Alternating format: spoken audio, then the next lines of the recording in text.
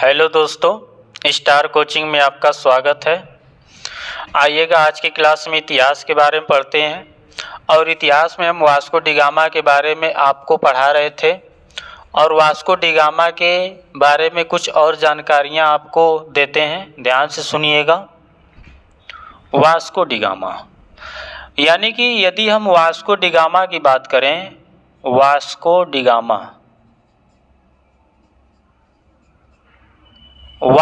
Gamma पुर्तगाल से कब निकला था? 1497 ईस्वी में निकला था। और भारत कब पहुंचा? 1498 ईस्वी में भारत पहुंचा। देखिएगा, जब वास्को डी गामा पुर्तगाल से निकला था, यानी कि भारत पहुंचने के लिए वास्को डी गामा समुद्री मार्गों की खोज करने के लिए जब निकला, तो उस समय पुर्तगाल का शासक कौन था? इमैनुअल प्रथम। यानी कि इमैनुअल प्रथम के शासन काल में वास्को डी गामा 1497 में वहाँ से निकला और भारत कब पहुँचा? 1498 ईस्वी में पहुँचा। फिर आगे क्या होता है कि जब 1497 में वास्को डी गामा निकला, जब 1497 ईस्वी में वास्को डी गामा निकला, तो सबसे पहले केप ऑफ गुड होप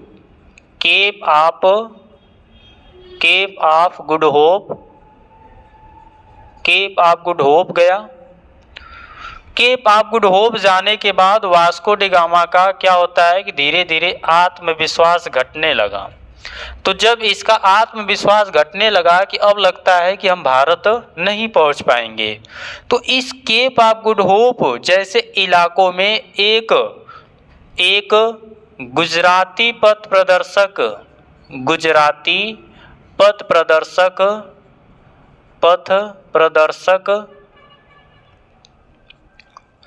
प्रदर्शक व्यापारी आया हुआ था और उस पथ प्रदर्शक व्यापारी का नाम था अब्दुल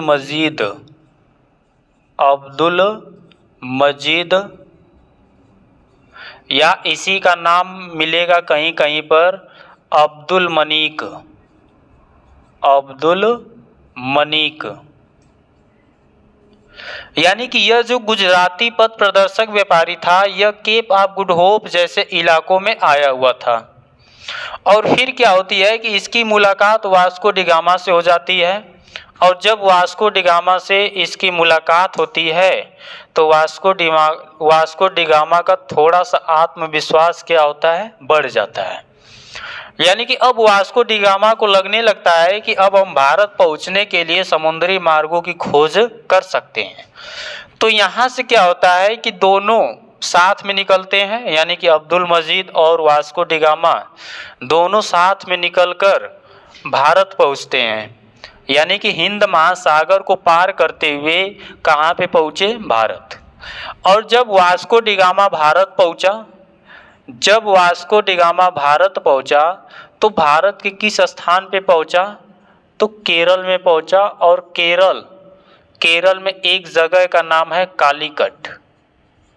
यानी कि वास्को डी गामा कालीकट पहुंचा। और वास्को डी गामा जब कालीकट पहुंचा, तो इस कालीकट का एक वर्तमान नाम है इस समय, यानी कि इसका वर्तमान नाम है खोजीकोट, या इसी को कोझीकोड नाम लिखा हुआ मिलेगा। खोजीकोट या कोझीकोड के नाम से भी जानते हैं। यानी कि जब वास्को डी गामा भारत पहुंचा, केरल के किस स्थान पहुंचा? कालीकट के स्थान पे पहुंचा। और इस कालीकट का वर्तमान नाम मैप में क्या लिखा हुआ मिलेगा? खोजीकोट या कोझीकोड के नाम से मिलेगा। जब यहाँ पे वास्को डी गामा पहुंचा, तो यहाँ का एक पैतृक उपाधि हुआ करती थी। पैतृक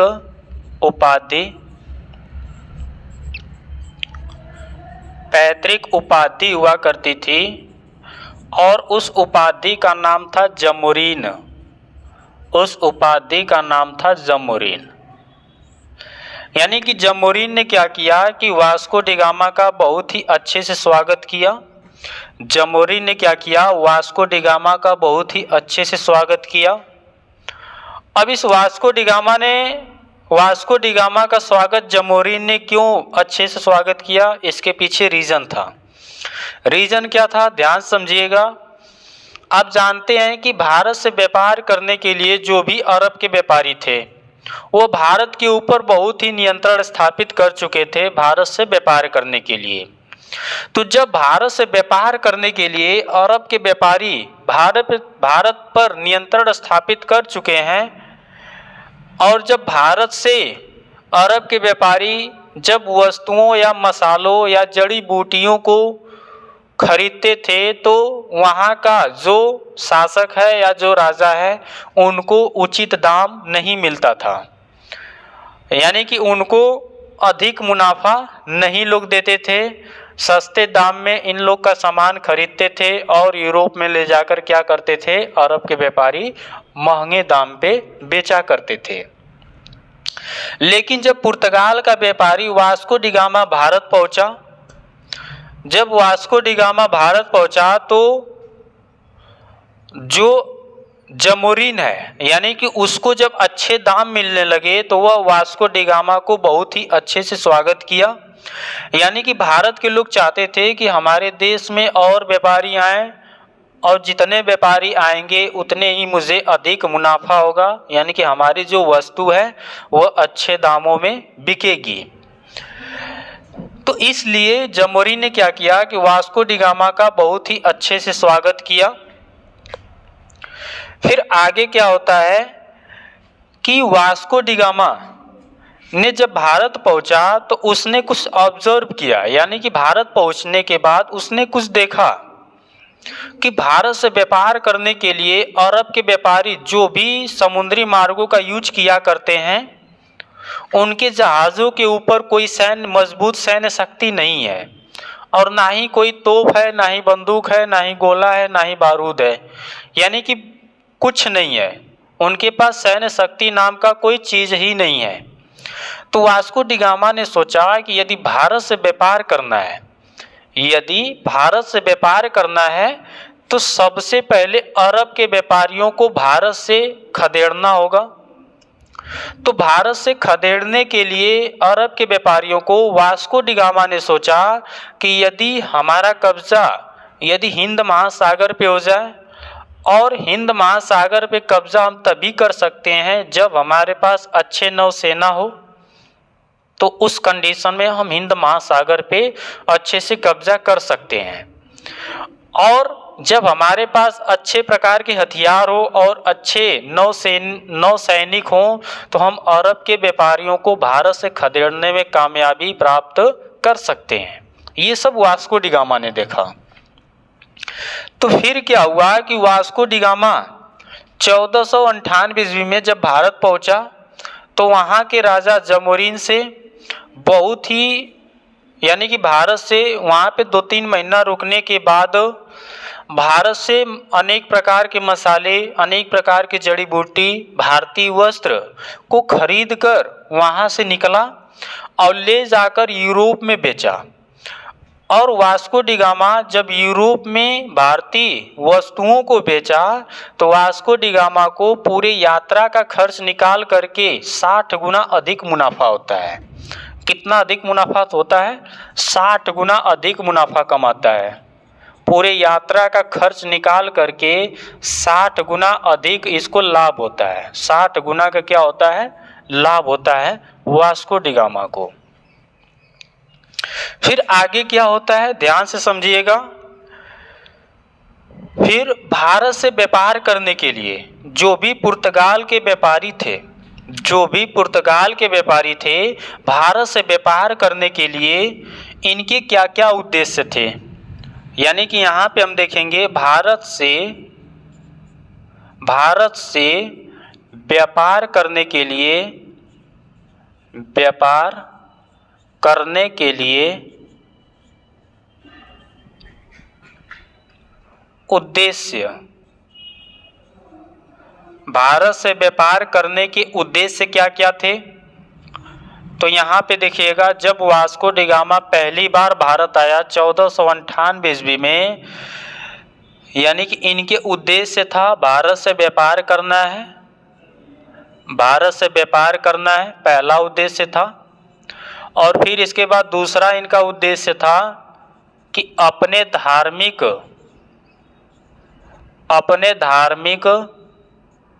प्रचार प्रसार करना है। धार्मिक प्रचार प्रसार करने के उद्देश्य से आए थे। और एक तीसरा उद्देश्य था हिंद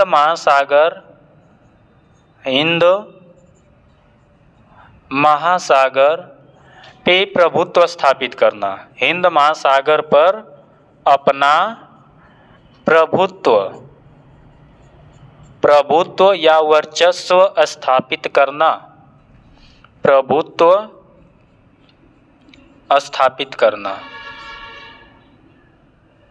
स्थापित करना। आप बताइएगा, जब हिंद महासागर पे अपना प्रभुत्व स्थापित करेंगे तो आप कहेंगे कि सर यह एक क्या हुई, राजनैतिक हस्तक्षेप हुआ। राजनैतिक हस्तक्षेप हुआ, पुर्तगालियों का हस्तक्षेप।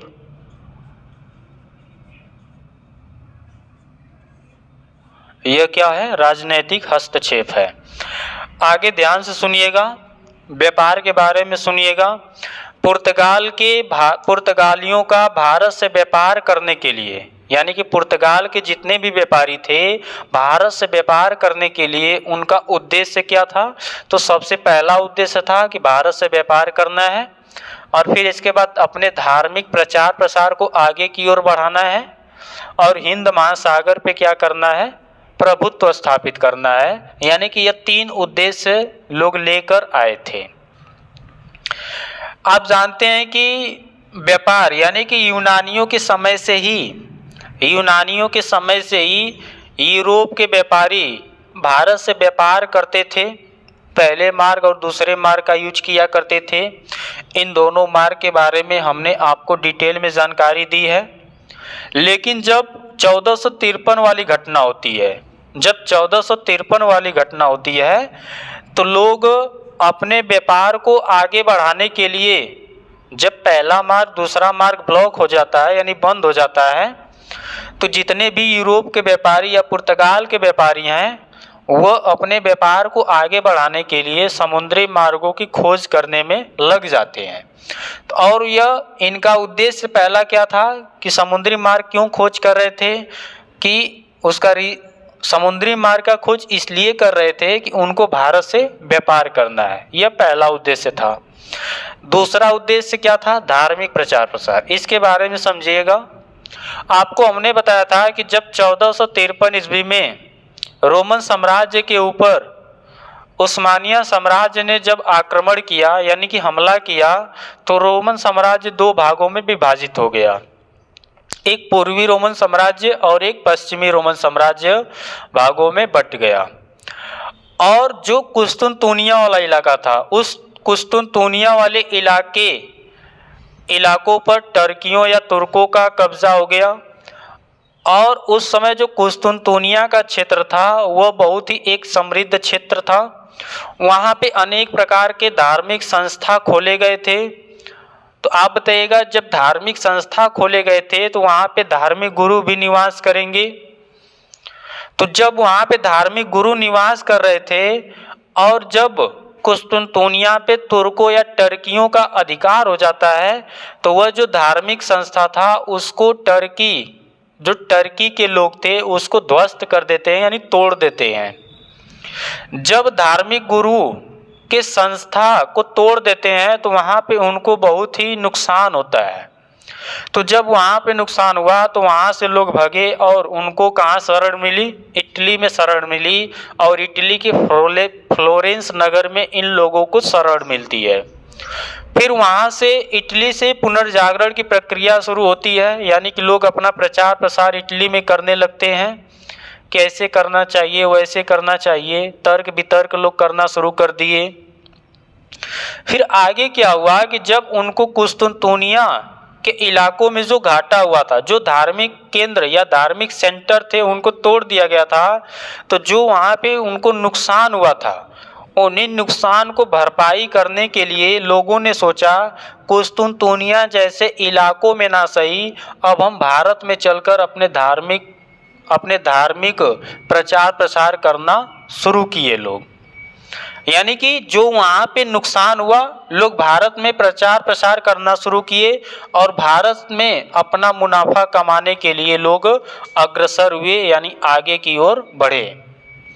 तो इनका रीज़न आपको भी समझ में आया कि धार्मिक प्रचार प्रसार लोग क्यों करना चाहते थे। कुस्तुनतुनिया जैसे इलाकों में इनको नुकसान हुआ था और वहाँ पे यदि नुकसान हुआ तो भारत से मुनाफा पाने के लिए लोग धार्मिक प्रचार प्रसार करना भी शुरू किया। फिर आगे क्या होता है कि जो वास्को डिगामा जब भारत आया तो उसने क्या देखा कि यदि भारत से व्यापार करना है तो सबसे पहले हिंद महासागर पे अपना प्रभुत्व को स्थापित करना होगा। और जब हम हिंद महासागर पे अपने प्रभुत्व को स्थापित कर लेंगे तो हम भारत से अधिक समय तक व्यापार कर सकते हैं। यदि हिंद महासागर पे पुर्तगाल के व्यापारी यदि हिंद महासागर पे अपना प्रभुत्व स्थापित नहीं कर पाएंगे तो वह भारत से व्यापार करने के लिए अधिक समय तक टिक नहीं सकते हैं। तो इन लोगों ने व्यापार में अधिक लंबे समय तक टिकने के लिए इनका टारगेट क्या बना कि हम हिंद महासागर पे अपना प्रभुत्व स्थापित करेंगे। तो इनका भारत से व्यापार करने के लिए उद्देश्य क्या क्या था।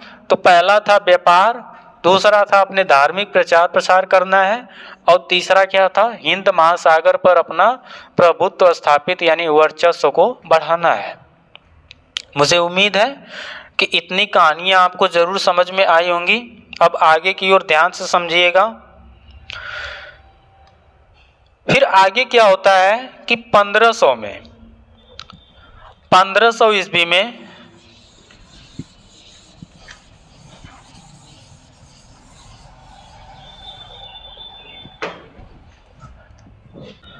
तो आगे क्या होता है कि 1500 ईस्वी में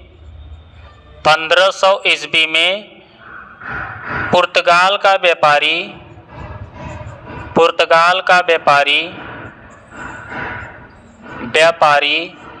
दूसरी बार व्यापारी आया और उस व्यापारी का नाम क्या था, पेड्रो अल्वारेज कैब्राल।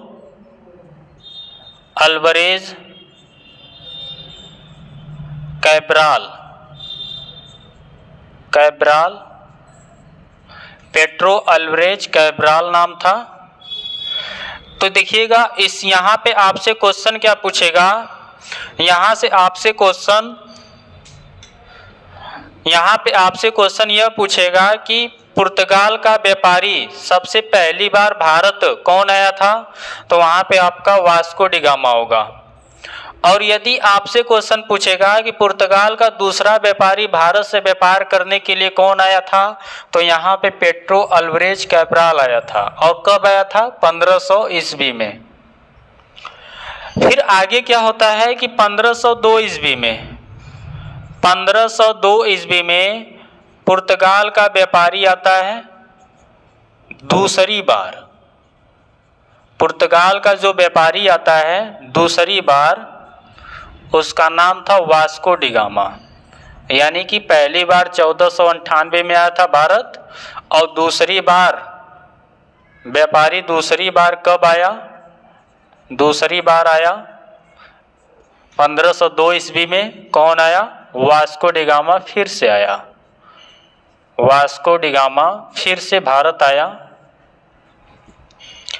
और इस बार जब दूसरी बार 1502 में वास्को डिगामा भारत आया तो इसने कोचीन में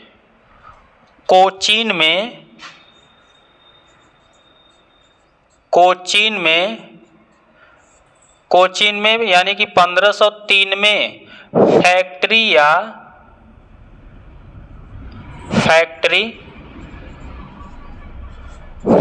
या कोठी खोली। यानी कि इसको अनुमति यहाँ पे मिल गई।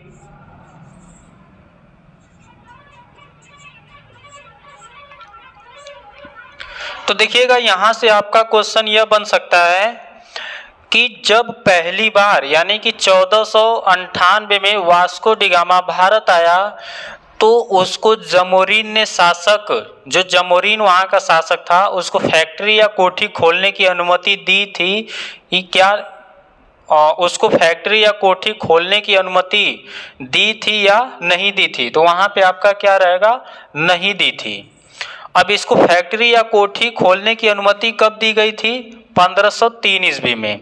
और यह फैक्ट्री या कोठी कहाँ पे खोला था? कोचिंग में पहली बार 1503 में खोला गया था। फिर आगे क्या होता है? तो इस प्रकार भारत से व्यापार करने का संबंध पुर्तगाल से बना। इस प्रकार भारत से व्यापार करने का संबंध पुर्तगाल से बन गया। और जब भारत से व्यापार करने का संबंध बन गया तो पुर्तगाल के कंपनी या गवर्नर वायसराय भी भारत आने लगे। जब भारत से व्यापार करने का संबंध पुर्तगाल से बन गया तो इसके बाद क्या हुआ कि भारत से व्यापार करने के लिए पुर्तगाल के गवर्नर या वायसराय भारत आने लगे। तो यहाँ पे सबसे पहले यहाँ पे देखिएगा, फिर पुर्तगाल का एक वायसराय आता है। पुर्तगाल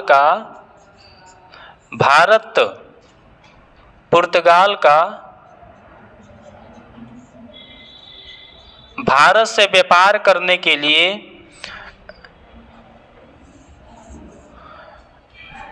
एक व्यापारी आता है, या उस व्यापारी नहीं, गवर्नर जनरल आता है। और उस गवर्नर जनरल का नाम था Francisco de Almeida. Francisco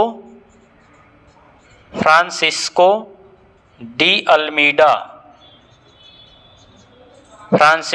Almeida आता है। फिर इसके बाद दूसरी बार, यानी कि जब फ्रांसिस्को डी अल्मीडा आता है तो यह आया 1505 ईस्वी में। और भारत में कब तक रहा? 1509 ईस्वी तक फ्रांसिस्को डी अल्मीडा रहे। तो जब 1505 ईस्वी में आया फ्रांसिस्को डी अल्मीडा और 1509 ईस्वी में भारत तक रहा, तो इसने क्या किया कि यहाँ पे आपसे क्वेश्चन यह पूछ सकता है। यहाँ पे सबसे पहला पॉइंट लिखिएगा, प्रथम पुर्तगाली गवर्नर जनरल भारत आया। प्रथम पुर्तगाली गवर्नर जनरल या इसी को वायसराय भी कहा जाता है। वायसराय, कहीं कहीं वायसराय से क्वेश्चन पूछेगा, कहीं कहीं गवर्नर जनरल से आपसे क्वेश्चन पूछ सकता है। वायसराय भारत आया। यानी कि प्रथम बार पुर्तगाली गवर्नर जनरल या वायसराय भारत आया। देखिएगा, यदि व्यापारी पूछेगा कि भारत से व्यापार करने के लिए पहली बार व्यापारी कौन आया, तो आप वहां पे नाम किसका रहेगा? Vasco D gamma. यदि आपसे क्वेश्चन पूछे कि भारत से व्यापार करने के लिए दूसरी बार व्यापारी कौन आया भारत, तो पेड्रो अल्वारेज कैब्राल आया। लेकिन आपसे तीसरा क्वेश्चन पूछे कि प्रथम पुर्तगाली गवर्नर जनरल वायसराय भारत में कब आया, तो 1505 में आया और 1509 तक भारत में रहा। अब यह जो फ्रांसिस्को डी अल्मीडा जी थे, यह जब 1505 में आए भारत में, तो इन्होंने क्या क्या किए? तो इन्होंने सबसे पहले, यानी कि उसने जब भारत में आया तो प्रभुत्व स्थापित करने के लिए एक मजबूत सामुद्रिक नीति का संचालन किया, जिसे क्या कहा गया? ब्लू वाटर पॉलिसी कहा गया। यानी कि जब फ्रांसिस्को डी अल्मीडा जब भारत आया तो उसने हिंद महासागर पे अपना प्रभुत्व को स्थापित करने के लिए उसने एक नीति चलाई, और उस नीति का नाम क्या पड़ा? यानी कि इस फ्रांसिस्को डी अल्मीडा ने एक नीति चलाया और उस नीति का क्या नाम पड़ा? ब्लू वाटर पॉलिसी, जिसको कहा जाता है शांत जल नीति। शांत जल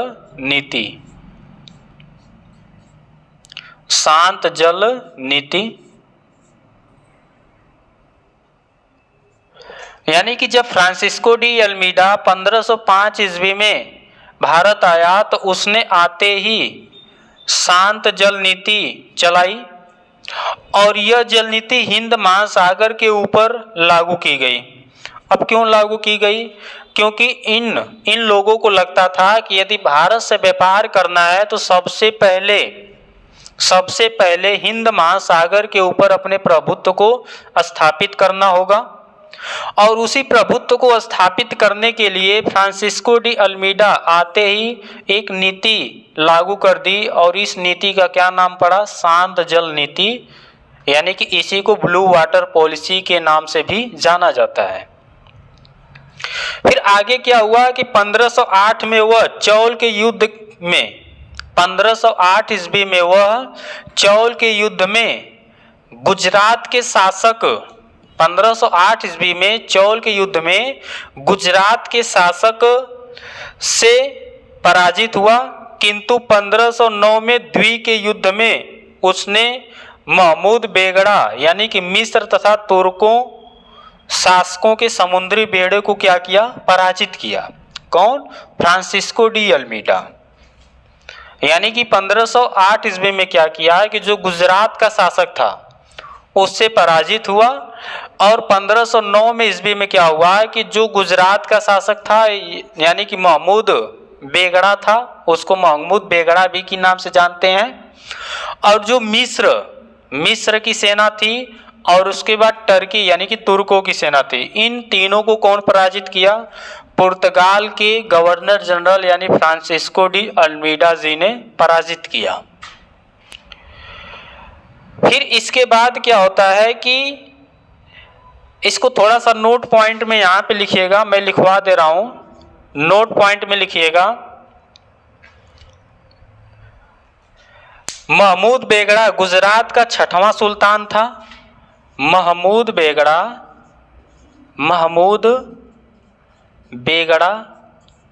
गुजरात का 6वां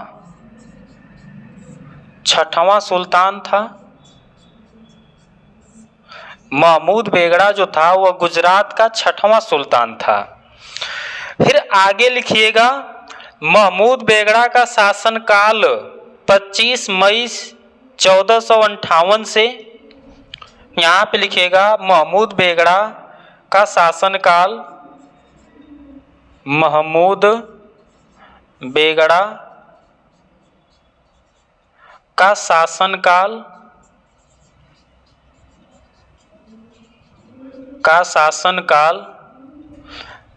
25 मई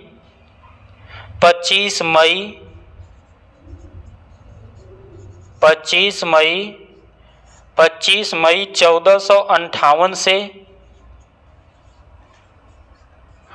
यानी कि जो महमूद बेगड़ा था वह 25 मई 1458 से 23 नवंबर 1511 तक शासन किया। 23 नवंबर 1511 तक शासन किया।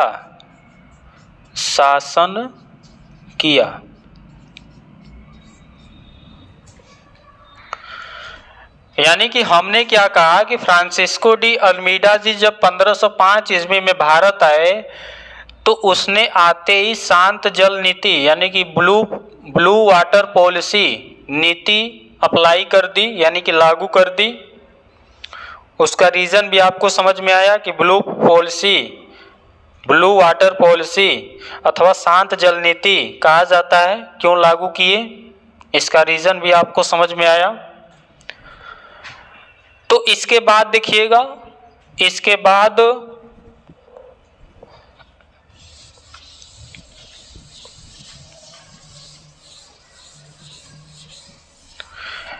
बाद क्या होता है,